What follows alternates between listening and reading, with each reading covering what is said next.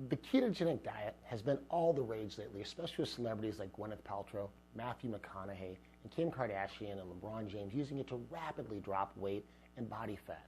But just what the heck is a ketogenic diet, and where the heck did it come from anyway? You know, contrary to its seemingly recent rise in popularity, the ketogenic diet can trace its roots back thousands of years, prior to the year 500 BC, in fact. See, that's when fasting and other dietary regimens were first known to have been used in the treatment of health conditions. Now, the ketogenic diet has been used in modern medicine since the 1920s.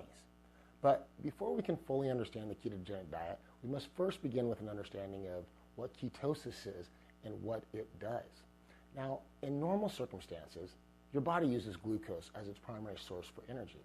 Now, glucose is created from dietary sugars and starchy carbohydrates that you've eaten.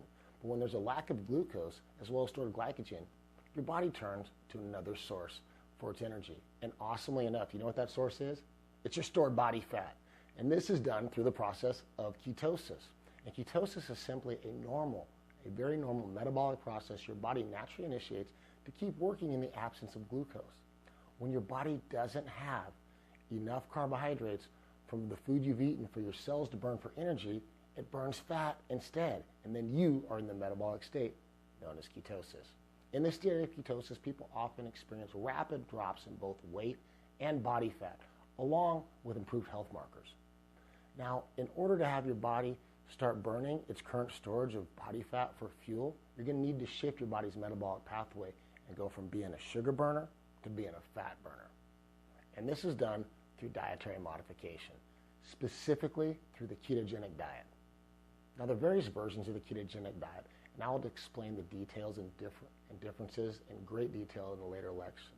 But generally, a ketogenic diet can be defined as one which is very low in carbohydrates, high in fat, and moderate in protein.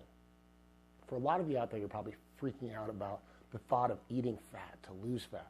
Because after all, doesn't fat make you fat? The answer is a definitive no. Fat does not make you fat. In fact, I devote a whole lesson to this topic later in the course because it's that important to properly understand.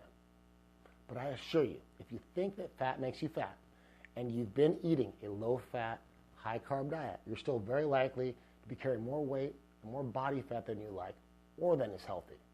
And I argue, in fact, that the lack of knowledge around the topic of dietary fat has been one of the primary drivers of the obesity epidemic we have in many places in the world today. Ketosis and the ketogenic diet for most people are extremely effective in producing rapid reductions in both weight and body fat.